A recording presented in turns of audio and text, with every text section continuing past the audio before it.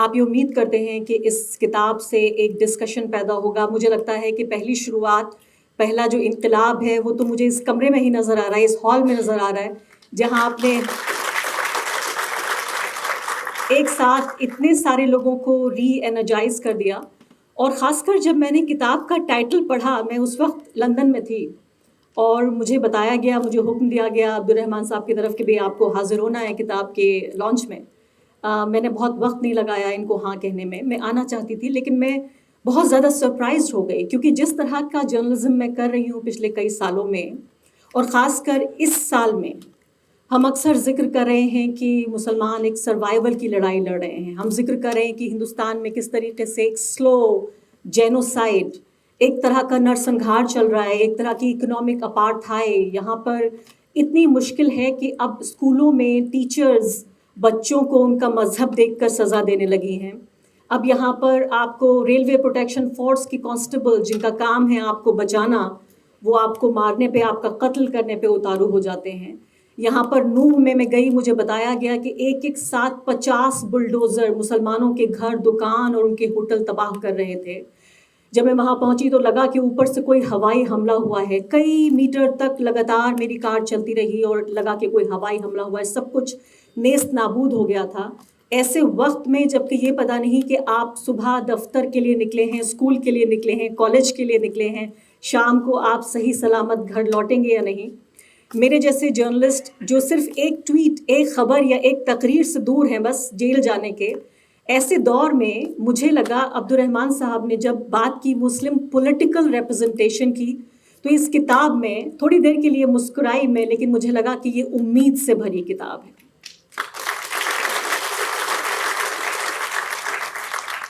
کیونکہ یہ کتاب سروائیول کی بات نہیں کر رہی ہے، یہ کتاب حق کی بات کر رہی ہے. یہ کتاب رحم نہیں مانگ رہی ہے. یہ کتاب جو ہمارا ہے وہ ہمیں دے دیا جائے یہ مانگ رہی ہے. تو اس لیے مجھے اس کا بھی احساس ہوا کہ اس کتاب کے ذریعے 20 کروڑ مسلمانوں کا جو ایک ڈیموکریٹک فیوچر ہے، اس کی امید بھی بتاتی ہے یہ کتاب، اور ہسٹری سے ہمیں روبرو کراتی ہے کہ ٹھیک ہے، جو تاریخ ہے اس نے بہت برے دور دیکھے ہیں، اس سے بھی زیادہ برے دور دیکھے، اور وہ دور گزر گیا، یہ دور بھی گزر جائے گا. جب آپ پنے پلٹتے ہیں تو بہت سارے سیاہ پنے نظر آتے ہیں. اس کتاب کے ذریعے بھی میں نے دیکھا کہ اس کتاب میں بھی اس سے زیادہ سیاہ وقت آیا ہے ہندوستان کی ڈیموکریسی کے لیے، مسلمانوں کے لیے، کانسٹیٹیوشن کے لیے، اور خاص کر ایسے دور میں. ابھی پروگرام ریکارڈ کر کے آئی ہوں یہاں آنے سے ٹھیک پہلے، اور میں نے اپنے پروگرام میں کہا کہ کیسے انڈین ڈیموکریسی جو ہے وہ ہمارے نریندر مودی جی نے ایک مسٹری بنا دی ہے، ایک رہسیہ بنا دیا ہے، جس میں کبھی کچھ پتہ نہیں چلتا کہ سیشن جو ہے وہ 5 دن کا اناؤنس کر دیا گیا.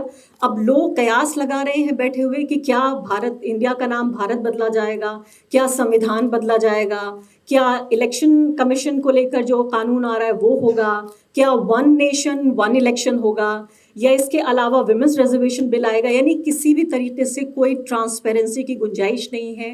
ایک ایسا دور ہے جو الیکٹڈ ڈکٹیٹرز کا دور ہے. ایسے دور میں، الیکٹڈ ڈکٹیٹرز کے دور میں، جہاں آپ کے لیے نہیں آپ کے خلاف پالیٹکس ہو رہی ہے. ایک پالیٹیشین کو ووٹ، سب سے زیادہ ووٹ اور سپورٹ تب ملتا ہے جب وہ مائنورٹیز کے لیے کام نہیں کرتا. کتنا زیادہ وہ مائنورٹیز کے بیچ ان پاپولر ہے، غیر مقبول ہے، کتنا ظلم وہ اٹھا سکتا ہے، کتنی نفرت بھری باتیں وہ کر سکتا ہے، کتنا پوٹینشیل ہے اس کے اندر خون خرابے کا. اس کی بنیاد پر آج ووٹ ڈالے جا رہے ہیں. اور ایسے وقت میں یہ بات کر رہے ہیں کہ 20 کروڑ مسلمانوں کا پولیٹیکل ریپرزنٹیشن ہونا چاہیے. اس میں کئی بحث کے موضوع ہیں، میں کچھ روشنی جلدی سے میڈیا پر بھی ڈالوں گی، اس بارے میں زیادہ جانتی ہوں. اس میں خاص کر ذکر ہو رہا ہے کہ کس طریقے سے مسلمان اپنا ریپرزنٹیشن مانگیں. بات ہو رہی ہے کہ کیا مسلمان اپنی پارٹی بنائیں، بات ہو رہی ہے کیا مسلمان جو سیکولر پارٹی ہیں ان میں اپنی جائز جو حصہ داری ہے اس کی ڈیمانڈ کریں، اس کی مانگ کریں. بات یہ بھی ہو رہی ہے کہ کیا مسلمان ایک پریشر گروپ کی طرح سیاست سے باہر بیٹھ کر ایک پریشر گروپ کی طرح کام کریں، کیونکہ یہ وہ وقت نہیں ہے، یہ صحیح وقت نہیں ہے جب آپ الیکشن لڑیں، کیونکہ آپ کا چہرہ دیکھ کر ووٹ ادھر تو کم پڑتے ہیں اور ادھر زیادہ پڑتے ہیں. آپ کو دکھا کر پولرائز کیا جاتا ہے ووٹر کو. تو ایسے وقت میں بہت سارے یہ آپشنز ہیں. مجھے لگتا ہے کوئی ایک ایسا فارمولا نہیں ہے جو پورے ملک پر لاگو ہوتا ہو. ہر اسٹیٹ کی اپنی لوکل ریالٹیز ہیں. کہیں پر مسلم پولیٹیکل پارٹی ٹھیک ہے, کہیں پر سیکولر پارٹی کے اندر حصے داری ٹھیک ہے, کہیں پر ہو سکتا ہے الیکشن نہ لڑنا ٹھیک ہو, کہیں ہو سکتا ہے ایک طرح کی زبان بولنا ٹھیک ہو, کہیں دوسری طرح کی زبان بولنا ٹھیک ہو. سب سے بڑا مقصد یہ ہے کہ پولیٹیکل ریپرزنٹیشن ہونا چاہیے, اور اس میں ایک طرح کی اسٹریٹجی, ایک طرح کی حکمت عملی ہو. بہت کچھ ایسا ہے جو خلاف ہوا ہے, لیکن بہت کچھ ایسا ہے جو اب بھی فیور میں ہے. فرق صرف اتنا ہے کہ جو نفرت کی آوازیں ہیں, جو تشدد کی اور وائلنس کی آوازیں ہیں, وہ اتنی زور سے بول رہی ہیں, ان کی آواز اتنی زیادہ تیز ہے کہ جو اس میں امن کی آوازیں ہیں, جو ایکتا کی آوازیں ہیں, وہ سنائی کم دیتی ہیں. ریپرزنٹیشن بہت ضروری ہے. یہ بات ہم نے ڈاکٹر بھیم راؤ امبیڈکر سے بھی سنی, یہ بات کاشی رام سے بھی سنی نہیں بلکہ دیکھی. اور دلتوں کا حال میں نے دیکھا, خاص کر اپنے اسٹیٹ اتر پردیش میں.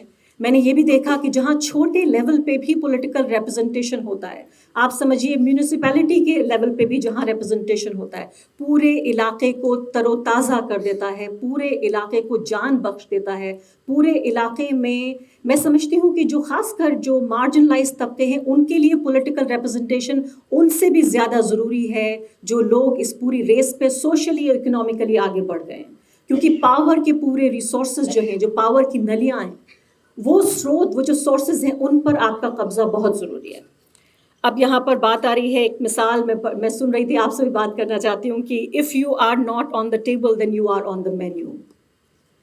اگر آپ ڈائننگ ٹیبل پہ نہیں ہیں, اگر آپ کے پاس کرسی نہیں ہے, آپ کھانے کی میز پہ نہیں بیٹھے ہیں, تو جو آپ کھا رہے ہیں چیزیں, جو مینیو ہے وہ وہاں پر آپ ہیں. یعنی آپ سمجھ گئے ہوں گے, اس کا مطلب یہ ہے کہ یعنی اگر آپ ڈائننگ ٹیبل پہ نہیں ہے, if you are not on the table then you are on the menu. تو اس بات کو بہت یہ ہے میں سمجھنا, لیکن ایک جرنلسٹ ہونے کے ناطے, اور یسرا نے کہا ایک مسلم جرنلسٹ ہونے کے ناطے, یہ بھی آپ دیکھیے الگ الگ طرح کی پہچانیں ملی ہیں اس دور میں. پہلے مجھے بہت سارے لوگ آ کے سوشل میڈیا پہ کہتے ہیں آپ تو صرف مسلمانوں کی جرنلسٹ ہیں, آپ تو صرف مسلمانوں کے لیے کام کرتی ہیں, آپ تو صرف ان کے لیے رپورٹنگ کرتی ہیں. پہلے جب مجھ سے کوئی ایسا کہتا تھا تو مجھے بڑا برا لگتا تھا, کیونکہ میں نے کبھی یہ نہیں سمجھا کہ میں ایک طبقے کی جرنلسٹ ہوں. میں ہمیشہ سمجھتی تھی کہ میں سوشل جسٹس اورینٹڈ جرنلسٹ ہوں, جہاں بات آتی ہے کمزور طبقوں کی, چاہے وہ مسلمان ہوں, دلت ہوں, آدیواسی ہوں, کسان ہوں, مزدور ہوں. میں نے ابھی سب سے پہلے یہاں عورتوں کا مسئلہ اٹھایا. میں ہمیشہ سے سوچتی تھی کہ میں social justice oriented, freedom oriented journalist ہوں, رائٹس اورینٹڈ جرنلسٹ ہوں. لیکن اب کچھ دنوں سے لگنے لگا کہ اچھا لگنے لگا جب کسی نے کہا کہ آپ مسلم جرنلسٹ ہیں. نہ جانے کیوں اب میں اسے ایک تاج کی طرح پہنتی ہوں.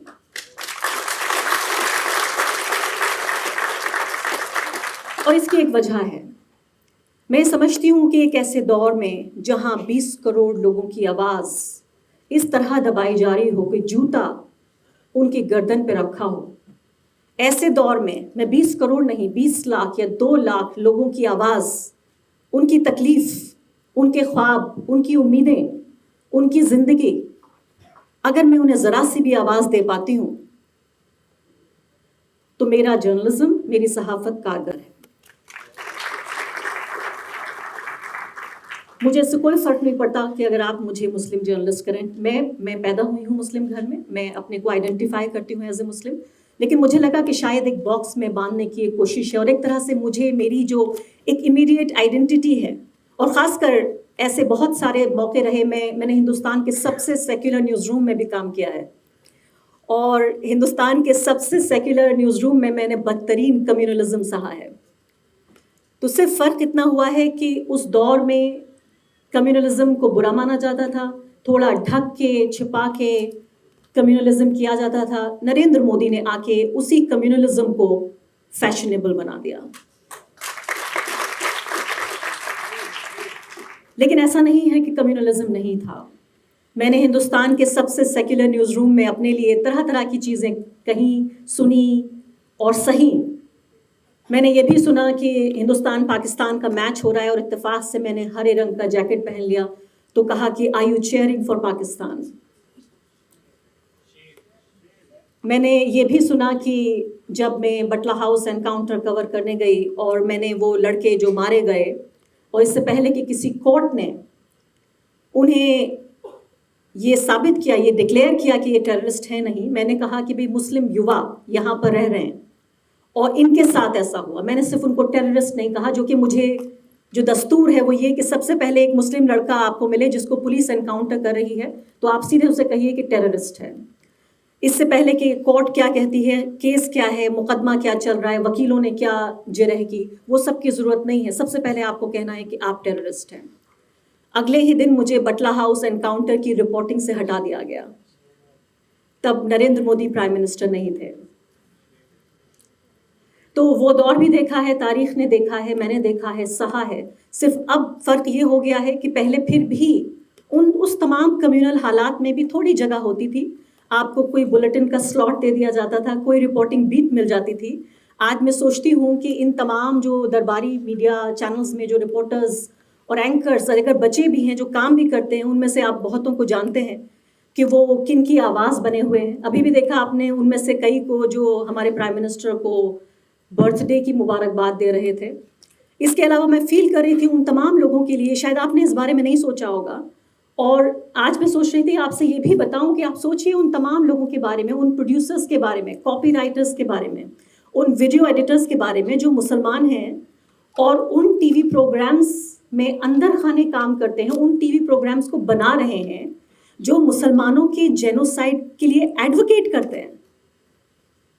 آپ ان کو جانتے نہیں ہیں، ان کا چہرہ ٹی وی پہ نہیں آتا، لیکن بہت سارے ایسے لوگ ہیں جو اخباروں میں، ٹی وی میں کام کر رہے ہیں، جو کمیونل پروگرامز کی پروڈکشن میں لگے ہوئے ہیں. وہ اپنے ہی قتل کی کہانیوں کو لکھ رہے ہیں. ایک عدد نوکری کتنی ضروری ہے یہ میں بھی جانتی ہوں اور آپ بھی جانتے ہیں. ہر کسی کے پاس یہ آپشن نہیں ہے کہ آپ استعفیٰ جیب میں رکھ کے گھومیں. بہت سارے لوگ ہم سے کہتے ہیں نوکری تو بہت ہے، ہم جیب میں استعفیٰ رکھ کے گھومتے ہیں. یہ آپشن سب کے پاس نہیں ہوتا. تو اس لیے یہ بہت اہم ہے اس وقت سمجھنا کہ اس تمام یہ جو پورا دور چل رہا ہے، اس پورے دور میں بھی آپ کو الگ الگ طرح سے جس طرح کے تمغے دیے جا رہے ہیں. میں بہت سارے ایسے لوگوں کے ساتھ کام کرتی ہوں جو سیکولر ہیں اور واقعی صحیح معنوں میں سیکولر ہیں، لیکن ریپرزنٹیشن کیوں ضروری ہے؟ میڈیا میں بھی ریپرزنٹیشن کیوں ضروری ہے؟ میرے بہت سارے ساتھیوں کے لیے بہت ویل میننگ لوگ ہیں. مطلب یہ سمجھیے کہ جس آرگنائزیشن میں ابھی کام کرتی ہوں، آخرکار مجھے آ کے لگا کہ مجھے آخرکار اپنا گھر مل گیا ہے، جہاں میری ڈائیورسٹی کو نہ صرف کہ ٹالریٹ کیا جاتا ہے بلکہ کبھی کبھی سیلیبریٹ کیا جاتا ہے. اس کے باوجود بھی میں کہوں گی کہ جو درد میں سہتی ہوں ایک مسلم جرنلسٹ ہونے کے ناطے، جب ان کہانیوں کو میں کہہ رہی ہوتی ہوں، سنا رہی ہوتی ہوں، ریکارڈ کر رہی ہوتی ہوں، میرے کولیگز کے لیے یہ ریسرچ کا سبجیکٹ ہو سکتا ہے، رپورٹنگ کا سبجیکٹ ہو سکتا ہے، رائٹنگ کا سبجیکٹ ہو سکتا ہے. وہ دور کھڑے ہو کر ہم سب کو مرتے ہوئے، کٹتے ہوئے، گھٹتے ہوئے دیکھ سکتے ہیں لیکن محسوس نہیں کر سکتے. اور اسی لیے جو ریپرزنٹیشن ہے وہ بہت ضروری ہے ایسے خاص کر دور میں، جب کہ ہم یہ دیکھ رہے ہیں کہ ابھی کل پرسوں میں نے ایک بات کہی بڑی ناگوار گزری، اور خاص کر اپوزیشن کے لیڈرز میں کئی کا میرے پاس فون بھی آیا. بات ہو رہی تھی انڈیا بلاک کے بائیکاٹ کی کہ انہوں نے اینکرز کا بائیکاٹ کیا ہے. میں نے کہا بھائی یہ تو بہت خود غرض فیصلہ ہے. اگر انہوں نے نفرت کے لیے بائیکاٹ کیا ہے تو یہ بائیکاٹ 10 سال پہلے ہونا چاہیے تھا. یہ تو انہوں نے جب انہیں یہ لگا، جب بھارت کے، ہندوستان کے 20 کروڑ مسلمانوں کو اس طرح ان کے خلاف نفرت پھیلائی جا رہی تھی کہ ان کو بتایا جا رہا تھا کہ وہ ملک کے اکیلے ایسے دشمن ہیں، اگر وہ راستے سے ہٹ جائیں تو وشو گرو بن جائے ہندوستان. وہ اتنے بدترین لوگ ہیں کہ ایک وائرس اپنے اوپر لاد کر، اپنے کو انفیکٹ کر کے، وہ باقی ہندوستان کے لوگوں کو 120 کروڑ جو باقی بچے لوگ ہیں ان کو وائرس دینے کے لیے بن گئے ہیں. وہ کورونا بوم ہے، انہوں نے کورونا جہاد کیا ہے.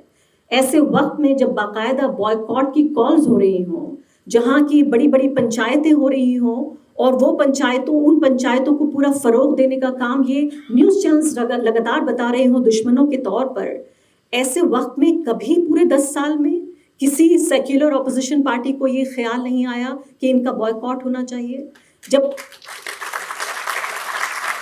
جب آخر کار یہ لگا کہ ایگزسٹینشل کرائسس ہے کہ اب سیکولر پالیٹکس کے لیے کوئی جگہ نہیں بچی، تو ایک سمبلزم، ایک پرتیک کے طور پہ، ایک سمبل کے طور پہ یہ کہا گیا کہ ہم ان کا بائیکاٹ کرتے ہیں۔ میں ابھی بھی ویلکم کرتی ہوں، میں یہ نہیں کہہ رہی ہوں کہ میں اس فیصلے سے خفا ہوں، میں صرف آئینہ دکھانا چاہتی ہوں کہ آپ نفرت سے آپ کو پریشانی نہیں ہے، آپ کو پریشانی یہ ہے کہ آپ کے لیے جب ایگزسٹینشل کرائسس آ گیا کہ آپ کی پالیٹکس کے لیے اسکوپ ختم ہو رہا ہے، آپ نے اپنے لیے یہ کیا ہے، نفرت کے لیے نہیں کیا۔ خیر، بہت بہت شکریہ آپ لوگوں کا۔ میں آپ لوگوں سے یہ گزارش کرتی ہوں کہ اس کتاب کو ضرور پڑھیے اور امید بنا کر اور ساتھ ساتھ امید بچا کر ضرور رکھیے، وہی امید جو یہ کتاب آپ کو دے رہی ہے کہ یہ ہندوستان آپ کا ہے، اس ہندوستان کا جو جمہوری مستقبل ہے، جو ڈیموکریٹک فیوچر ہے، اس میں آپ کی برابر کی حصے داری ہے۔ کوئی بھی آپ سے کچھ کہے، آپ یقین مت کیجیے، بہت سارے جو چراغ ہیں وہ بجھ رہے ہیں، لیکن ایک سورج جو ہے وہ لگاتار روز چمکتا ہے، یقین دیتا ہے۔ شکریہ۔